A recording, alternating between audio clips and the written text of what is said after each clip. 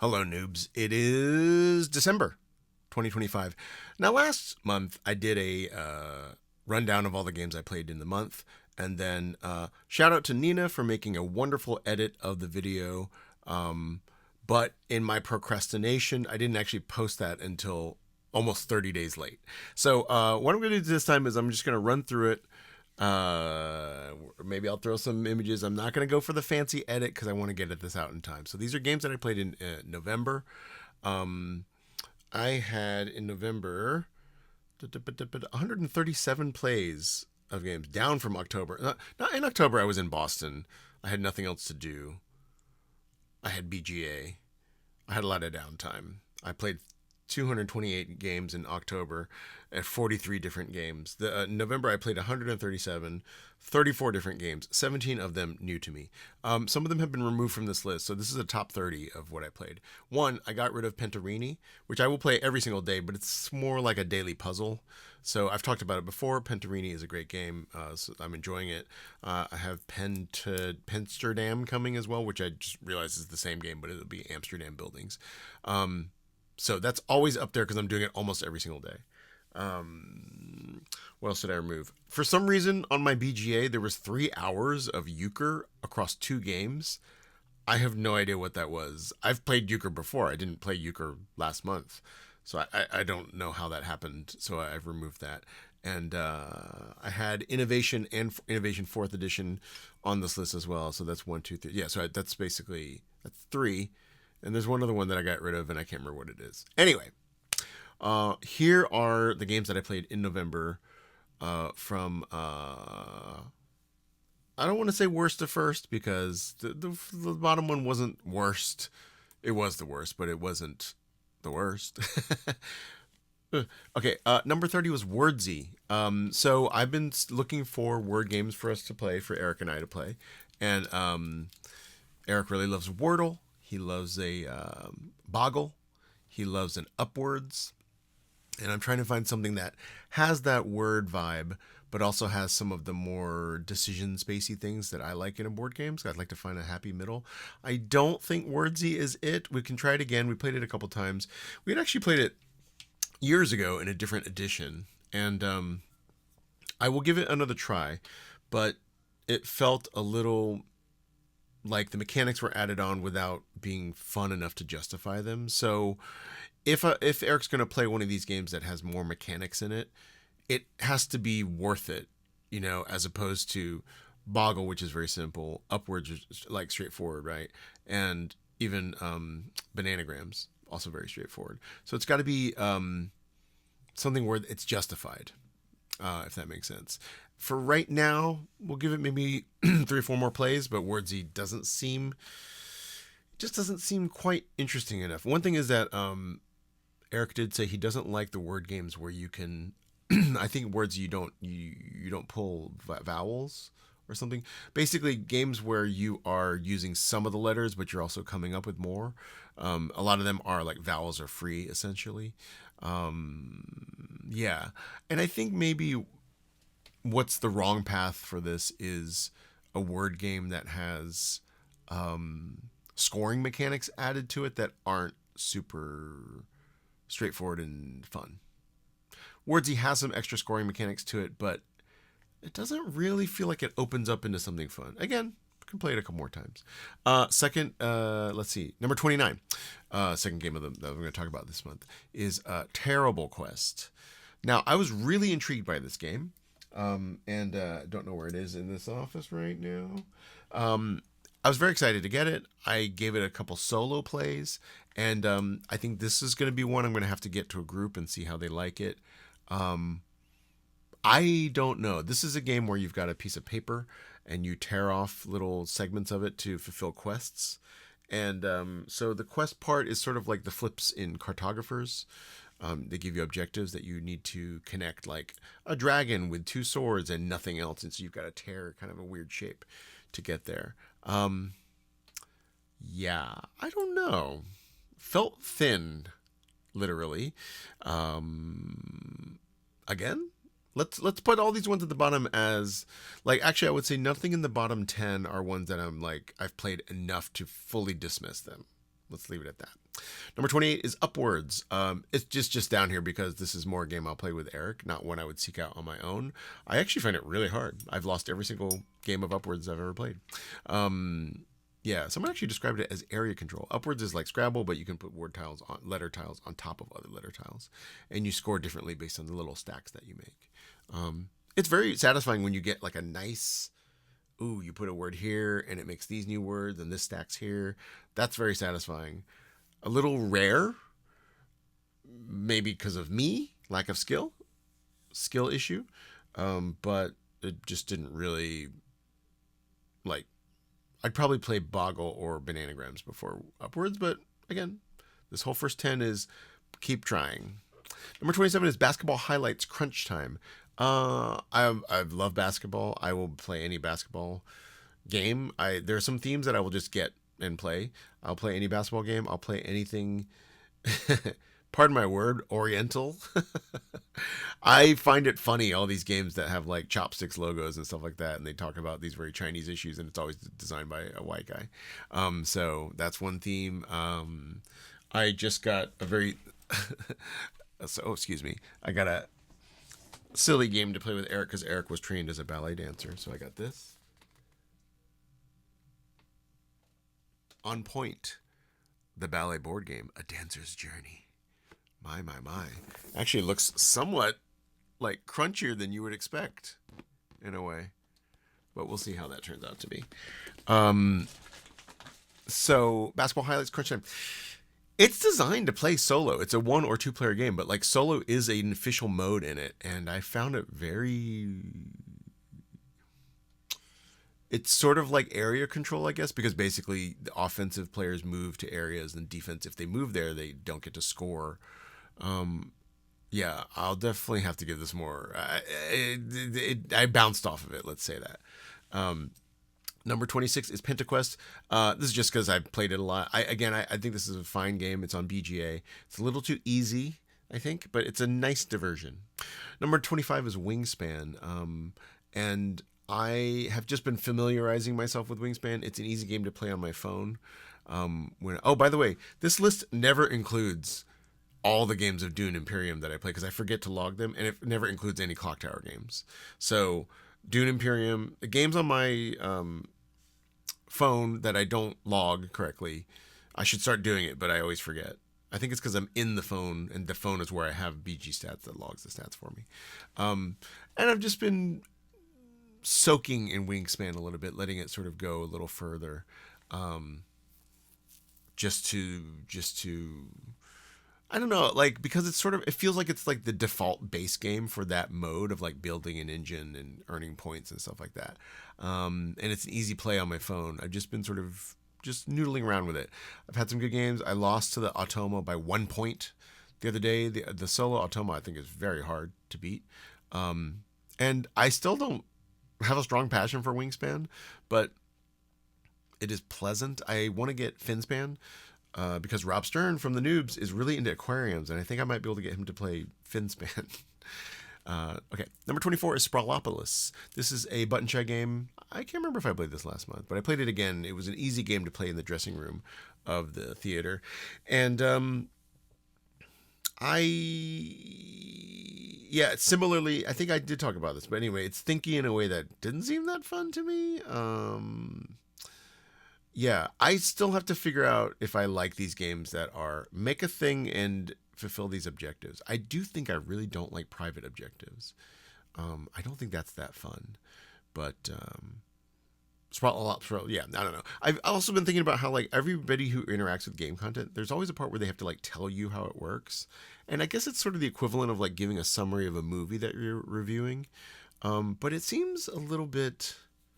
I mean, I suppose you have to know that for me to talk about what the game is. Let's try it. The next one is I Made You a Mixtape. This is designed by Mike DeLisio, who's one of the reviewers on Dice Tower. And this game felt like I didn't understand how the choices I would make would lead to something that was fun. it seemed like you kind of just had a set. You drew cards, and like there wasn't that much choice as to like where they should go. Possible that I missed something. This is I definitely want to play more. I only played a couple games of it. It has a great vibe. I love cassette tapes. It's basically making tableaus of. This is what I'm talking about. The part where I tell you what the game is like. This game is you randomly draw and then you do sort of this like I split you choose thing of like what songs from like the 80s and 90s that you like, and then you have to make these mixtapes with these physical. Like you put the cards down, and the cards have little tape on them, and they got to match up. They don't have to match up, but like you get bonuses if they match up. And I don't know. Does that help you like receive what I'm talking about? How does it feel to play I Made You a Mixtape? That's what I mean. Is it felt like I was drafting some cards, and I had a couple places to put them, and I didn't have that much choice or wiggle room on what I could do. Great vibe, great theme. I'll play it again, but that's why it's number 23. Number 22 is Blind Jack. This is actually fun. I think we'll probably play it again. This is essentially blackjack, but with trivia questions. So every trivia question on the back of the card, the answer is either 0 to 10, and you must take 2 questions and answer them to the best of your ability. You don't get to see what the right answer is, and then that card is in your stack. And you can take a third card if you want. It just depends on what you think the answers to the questions are. So it's like, how many planets are there in the solar system? Which I think is 8 now officially, right? So one of them was like, how many planets are smaller than Earth? And I think I said 4. What did I say? Mercury, Venus, Neptune. I can't remember what it was. I think it was 3 or 4. Anyway, those are after the trivia part. You want them to be closest to 21 without going over. So that's just a blackjack type thing. But it's interesting because you're sort of there's an uncertainty about what you even have because you don't know the numbers till the answers are revealed. Fun game. Number 21 is Patchwork. Just refamiliarizing myself with Patchwork because I think I'm gonna introduce Eric to it. See if this has been a month of like, what kind of games does Eric like? Because I found one coming up later in the list. A whole genre opened up. Very exciting. Patchwork I played on BGA just as like refamiliarize with the rules. And it's fun. Patchwork, I don't know. You know what Patchwork is. Look it up. It's a classic. Is that helpful? 20 is Similo History. I've heard about this Similo game forever. I think Board Game Club did a version of it, a playthrough of it. And it does seem like there's these whole genres of games like the Spot-Its, the Similos, Haba, that sort of inhabit this whole part of the game store that's like, man, these must be popular because there's so many Similo games. There's so many Unlock games. There's so many XYZ, right? But I heard some good things about it, and I got it, and it's an interesting game. Also, I really like the art on these. So, Similo is there's a bunch of, in my case, historical figures on the table. I've thought of one, and then in a sort of code words way, I will. I've got a hand of 5 cards of 5 more historical figures, and I'll put one down on the table that tells you should get rid of people that are like the card that I put down. So if I put down Winston Churchill, maybe you also get rid of Franklin Delano Roosevelt. I don't know if they're actually in the game. Because out of the 12 or 16, I think it's 12 faces on the table, I've secretly picked one, and I'm trying to guide you to eliminate all the other ones. We played it twice, lost twice. The art is so good. I like, there are these sort of caricature portraits of the people, but it's really fun. Number 19 is Strike. This is a dice chucking game, and this is definitely a filler game. You throw dice into a tub. If dice match, you get them back in your hand. Your goal is to be the last person to run out of dice. Yeah, fun game. I don't know. It's funny how like a game like Strike, it's like I don't really know what to say about it. Like it lasts 10, 15 minutes, and you throw dice, and it's a good concept. It's like, do you play Strike and Similo in the same session? Probably not. You play one of them, and then you move on to something heavier. Yeah, like I don't know. I'm sure that Shut Up and Sit Down could make a 45-minute video about Strike, the same way No Pun Included made like a long video about Sausage Sizzle, right? And Sausage Sizzle is a very fun game, But in the end, it's like, I don't know if it's worth it. Does it really elucidate something about the game or like playing games? I know that no pun included thing was like a sort of aspirational video about like saying that every game is political, which I guess it is. But a game like Strike, I just don't have much to say. If you like throwing dice, get it. Number 18 is Riftbound. I got some starter decks of Riftbound. Look at this. Hey, I got the Jinx starter deck, and I don't have the box, but I got the other guy. Not the one guy, the other guy. I wish I could tell you. I did sleeve them. A lot of my month was sleeving cards because I think it's fun. I enjoy sleeving cards. I don't even know if I I don't really need to sleeve a game like Duel for Cardio, which costs $11. Look at that. Loose cannon. So Spence from the Discord and we played a game of Riftbound, and it was fine. I'll play it again. Yeah, I'm not into a collectible card game at the moment. Maybe this will be the one I get into. I don't understand why all these games have such issues with supply. I know that there's a scarcity model here, but like it just seems so unfun to be able to like get into a game that like part of it is buying packs and assembling things and stuff, and it's like, yeah, well, I can't because I can't get my hands on any. I got these kits that had like the starter deck and one booster pack. So I have 2 starter decks and 2 booster packs that have been opened. Number 17 is Doomlings. Spence introduced this to me. I did get the nice version of it off of Amazon. Black Friday, it was on sale for like $30, $40. So this is, I did a lot of sleeving of this. Again, this is probably not something that needed to be sleeved in a way, although there is a fair amount of shuffling. But also, it's a big. So actually, this is probably impractical to even mush shuffle the way you would the sleeves. So what is Doomlings? Actually, a game coming up later, which was, I'll spoiler it now, is the game I played the most in the month, was Innovation. Doomlings is kind of like Innovation for kids or people that want a lighter game, even like not even for kids. This is like the world's about to end, and we need to evolve so that we can survive or score the most points. And so we play things like this. Witchy. You may play Witchy when it is discarded from your hand. Return Witchy to your hand when it is discarded. Basically giving you like more abilities. They can interact with other cards in certain ways. They can get you more points. You can totally screw over other people. And there's just like, I don't know, there's probably like 400 cards in this box, and they all have like different abilities. So it is definitely chaos. Look at that. Fancy. It's chaos. Don't know if it's really a game that you can, or that I would want to become like a lifestyle game. There are tournaments for it.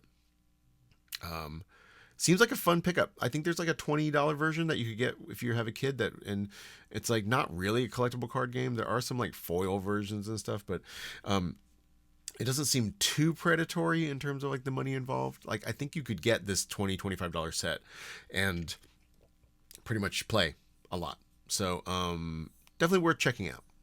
Number 16, it's under a pile. Magical Athlete. I haven't gotten this with like a full party group. So like I've played Hot Streak with a full party group, and that's really fun. And so I have not gotten Magical Athlete with a full party group.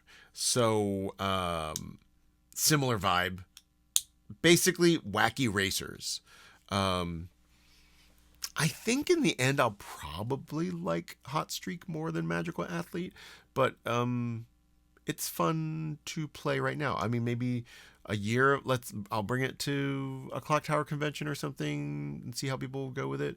A lot of these games seem pretty group dependent, but then everything seems group dependent. I don't know. I like the people who play on Noobs. I think I could throw any board game at them and it would be fun. The same way that I can throw any Clock Tower script at them and it's fun. Essentially, my friends in Portland that hang out at Guardian Games on Sunday, I feel like we can throw any game at them and it's fun. So is there a longer video that is board games as a way of filtering out, rather than filtering out people so that you can play your games, you use the games to filter out the people in your social circles? There's a parallel and different utility for board games. Finding people that vibe with you. Number 15 is Planipeda. Just picked this like 2 days ago because I was looking for something. So for Eric, word-based games, also dexterity games are a possibility. Planepedia is a dexterity game. You're flicking little crokinole type planet ship things or whatever. I haven't really quite gotten the hang of like what the strategy is. There's a thing where when you flick discs and you're trying to get them into the center, sort of like curling almost. Like you score points when they're you actually score points when you have the most in each like ring area. But when you flick it, then you can either turn it over so it magnetically sticks, or you can leave it free flowing if you want to like have it have some ability to like knock and move later goes. Yeah, so I will say I definitely will play this again. It's a very cool production, very cool packaging. I will say some of these Asian import games that I'm getting, they have pretty obtuse rules in the rule book. They're not. First of all, the font is so tiny sometimes. I have not. I haven't played this yet. I played like a sample hand for myself to like learn how to do it, so that's why it's not on this list. But this, In Front of the Elevators by Sashi. This, like, it seems I actually ended up watching videos to tell me how to play this game because it does seem fun, right? I'll just show you this rulebook. See how? Okay. Like, I thought maybe it would like appear too large, but like this is a very small font. And also, it's not actually written in the most like easy to understand way. Oh yeah, this game is on here. Another game that made the list also has an obtuse rulebook. And actually, it's not an Asian import, so maybe it's just some of these games in general just have very small font, difficult to understand rulebooks. In games that shouldn't, like Planepedia shouldn't. Oh wait, this game is next on the list. Locus. Okay, this is a big deal. Eric liked this game. This is a flip and write. You flip cards that give you like little Tetris-like pieces, and then you have a little score pad, and you fill them in, and each of these colored regions scores in a different way, and you can look in the rulebook for that. And not only did he like it, and these are sort of like what the cards look like, cartographer style. I don't know enough about the history. I wonder how was Cartographers was like this like very influential sort of revolutionary game. Funny thing, Eric and I played a full round. We scored exactly the same. We both scored 170 points exactly. We didn't do the tiebreaker. There's a tiebreaker. This rulebook's fine.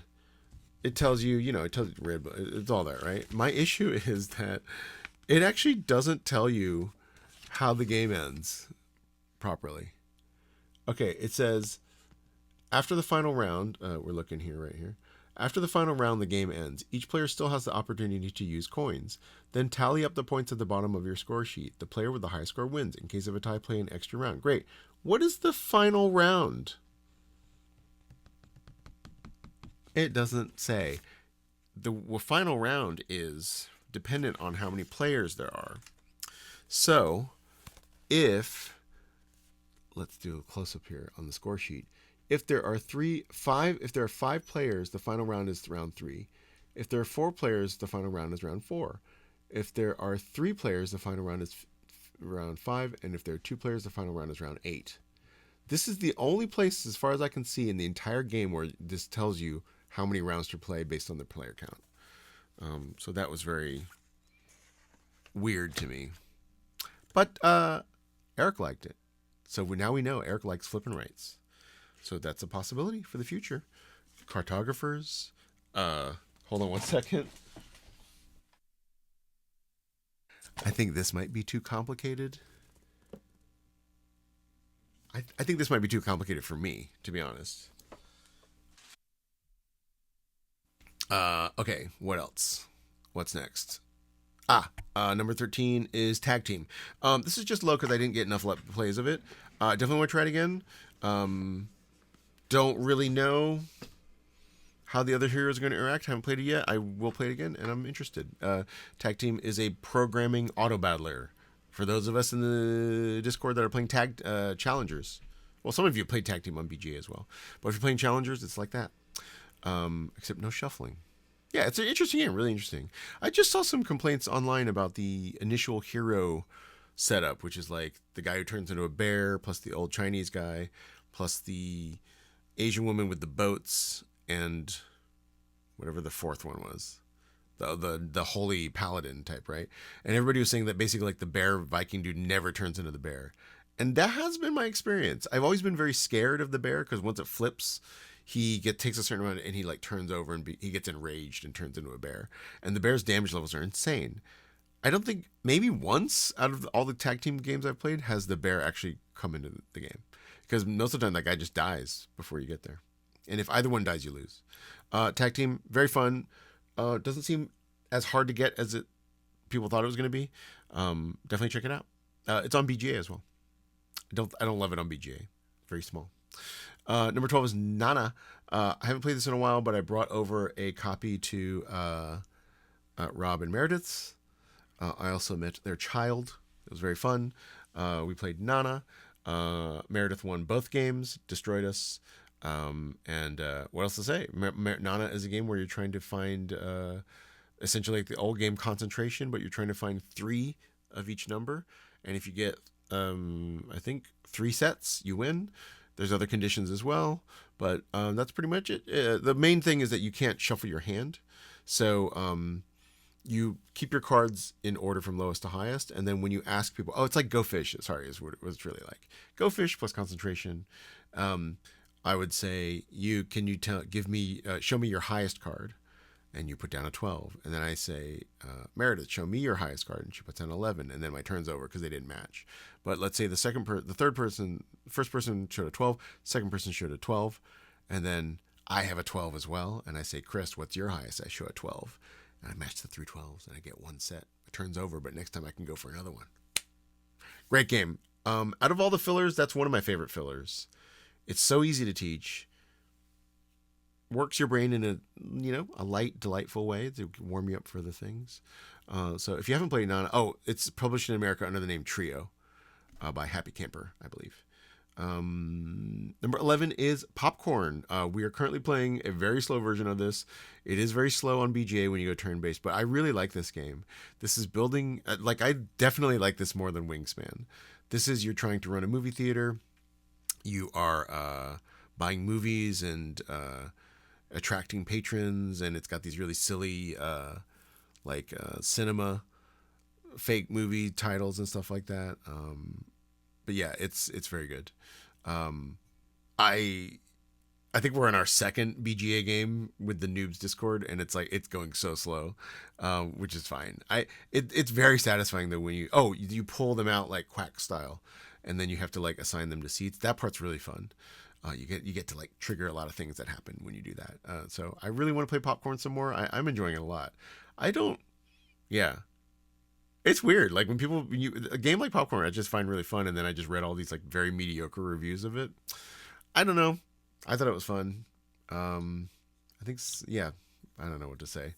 It's like, should I do deep dives into other people's reviews just so I could refute them? Am I tempted to do that about Vantage? Yes, I am. But with Popcorn, not so much. Just it's fun. It's got a movie theater theme, and you like dumb parody movies on little cards, and you like earning popcorn for victory points. I like it. Number 10 is Toy Battle. Just up there because I played it a couple times, and this is just a reflection of I think this is going to make my top 10 of the year. Like, this is one of the best games I've played ever. It's so addictive. You get so much fun out of a very simple rule set. If you haven't played Toy Battle, I think it's on some USA game retailers. It is on Amazon. It's easier to get than it was 3 months ago. Since when I was considering bringing home copies from the UK because it was so hard to find here. Number 9, Leaders. Again, this is one of my perennials. I think I was right that this game is difficult to get people to play. Like, it's not the most fun, attractive game to a lot of people who don't really like sort of abstract movement games. It's a little slow to queue up on Board Game Arena. My solution is I've just signed up for all of the turn-based tournaments for Leaders on Board Game Arena, so I am enjoying it a lot. I have a 330 elo. and getting spanked in these tournaments. But yeah, I mean, I really want this game to be like more popular, but I understand that it's like it's just it's yeah, it's a little bit of a hard sell to get people to play it, but I think it's great. Number 8 is The Four Doors. This is a cooperative, card based boss battle. I don't know. It's from the guy. I heard that it was actually originally designed as like a card game version of Pandemic. But essentially, you're trying to defeat the shadows to like keep this tower lit. And if you can close these four doors and get to the top of the lighthouse and turn it on, you win. And I played it solo 4 or 5 times, and I played it with somebody else, I think twice. And this game is pretty hard. Man, I'm just delving into these like solo, like dungeon crawler or whatever. Like you've got abilities. You're trying to take something down. You're trying to like kill minor threats while powering up so that you can kill major threats. I don't whatever this whole world of solo gaming is. I have found these introductory campaigns or whatever. Not that this doesn't have campaigns, but like I just found them to be pretty hard. Like, and I'm like, I think I'm pretty smart. Are they all really this hard? But yeah, the Four Doors. I definitely am gonna play it again. I really like it. It's a fun mechanic. You essentially move from these different sections and you like kill shadows to keep them from accumulating. Oh, I guess that's why people consider. I've never played Pandemic, but I played it once a long time ago. But I think what people describe this as being sort of Pandemic like is that like it's the kind of thing where there's just stuff piling up and you're trying to like do damage control, and it's the question of can you do damage control, level yourself up, keeping the threats at bay, and then get out alive, basically. So yeah, that seems to be a pretty cheap little game that you can get, and I would definitely recommend it. Number 7 is Orapa Space. I love this game.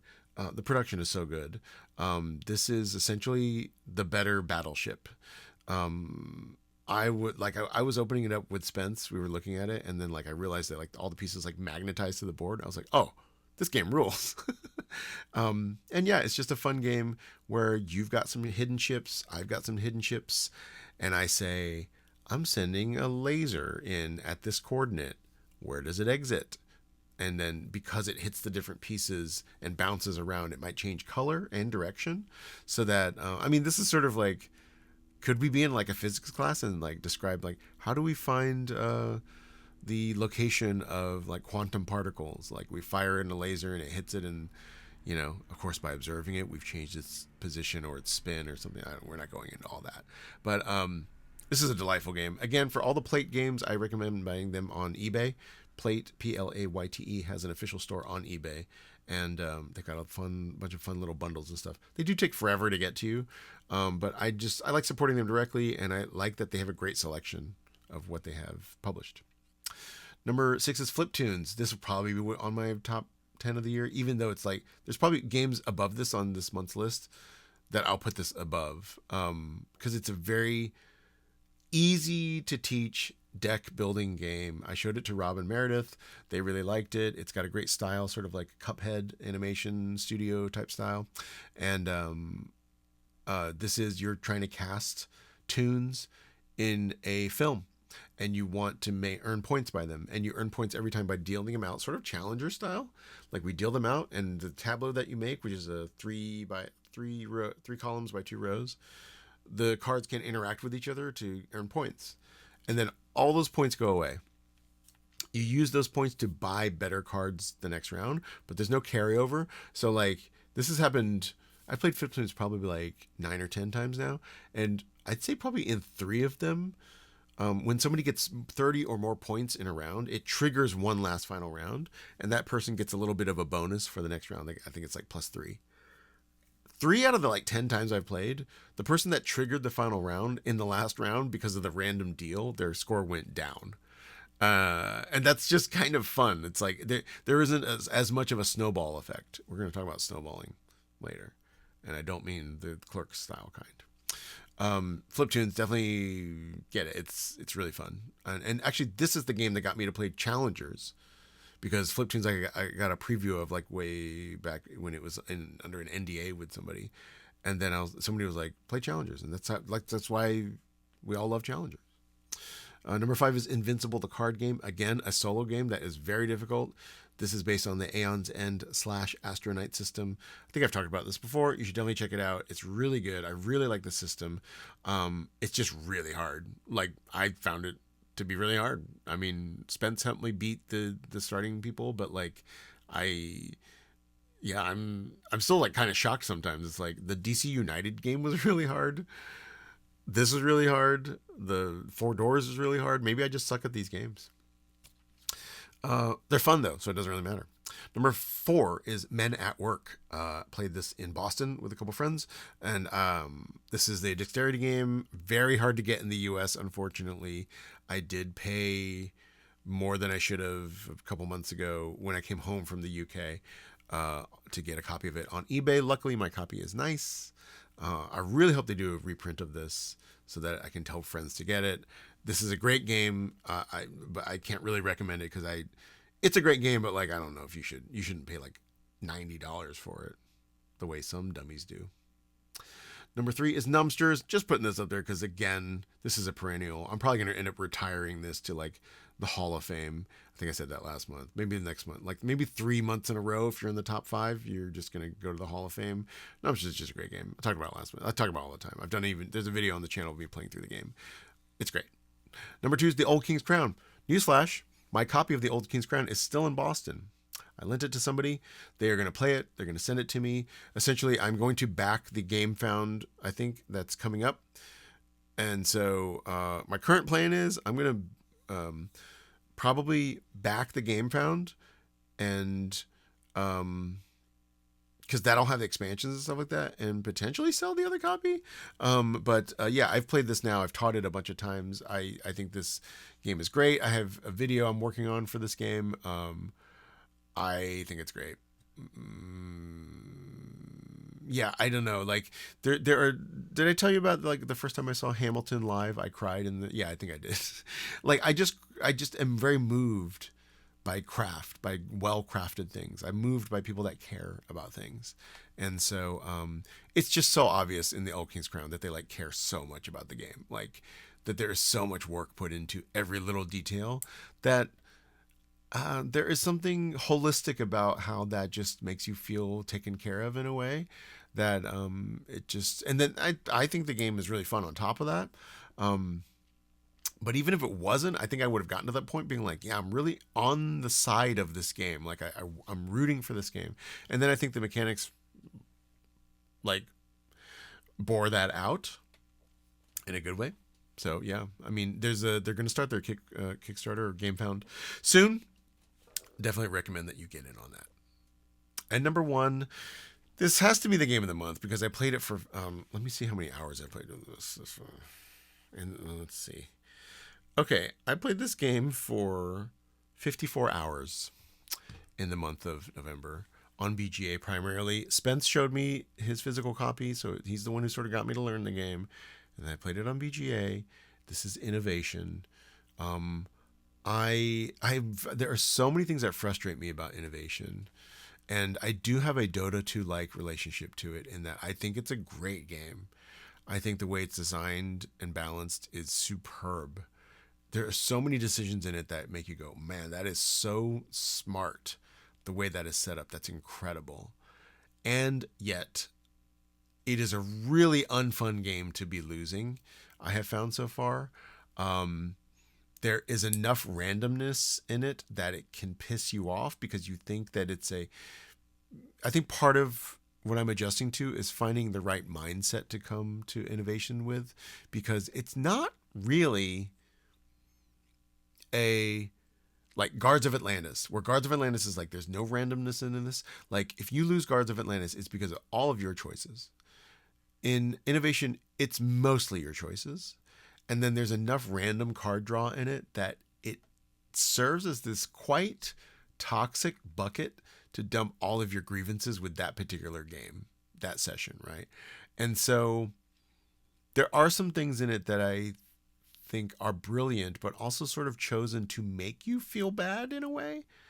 Um, just as an example, I'll just briefly describe innovation. In innovation, you play cards to advance your civilization, and they're just very basic cards that say like archery, and then there will be an ability on the card that you can trigger. Instead of placing a card, you activate the dogma on the card. That's the name of like what you call it when you activate the card's ability. Sometimes you have a dogma that has a thing that says I demand, and if it says I demand, then you can make somebody else do something. So archery is like I can make you draw a low card, and then you have to give me your highest card. And so that's a way of like if they're getting better cards than you, you can like steal a better card from them, let's just say. And to do that, you have to be winning the majority of the category that the archery card is in, which is like castles or something.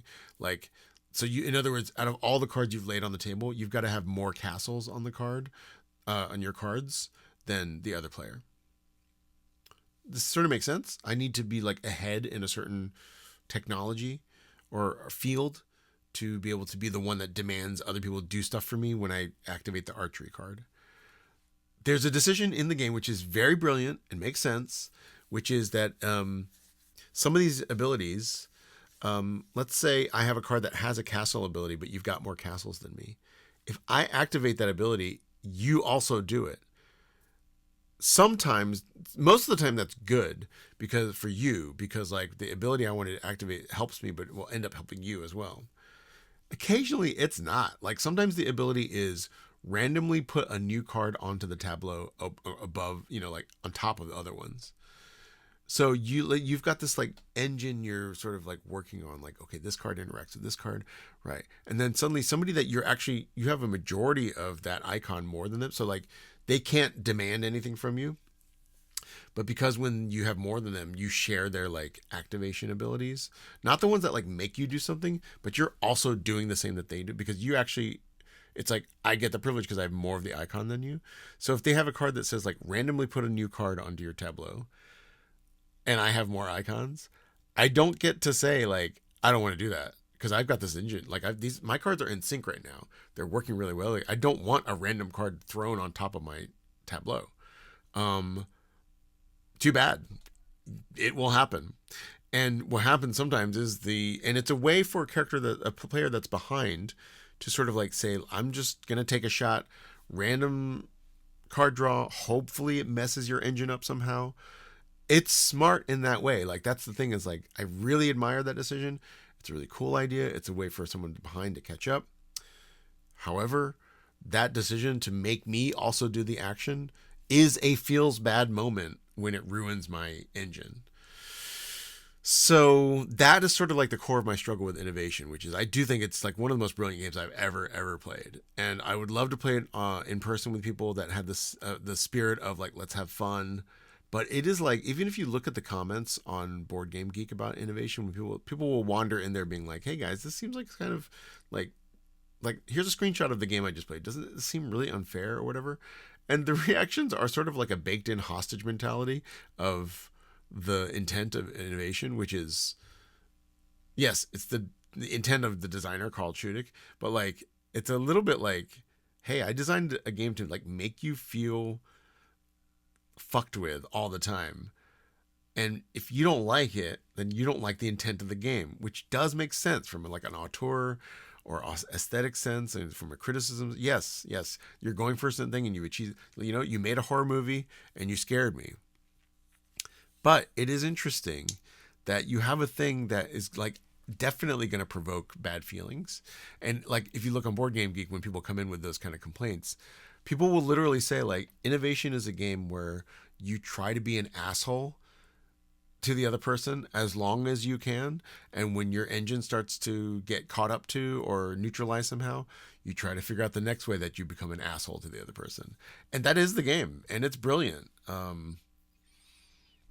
Yeah, but it's frustrating as heck. So I actually don't know if I should keep playing this game, to be honest. But it is the game of the month. I mean, it's the best, most addictive, most played game. This design is incredible. Yeah, it has to be, right? My only reservation is that on BGA currently you're playing third edition, I think. And I have a physical copy of Innovation Ultimate, which is fourth edition. And I will say, the cards in Innovation Ultimate and fourth edition are better balanced. They definitely looked at some cards from the third edition that were being cheesed and added a little bit of like little costs here and there that just slow you down a little, like sort of definitely like a balance patch. So I would love to play more of fourth edition, but that is in alpha right now on BGA and much harder to get matches for. The waits for the alpha games are like 2 hours sometimes.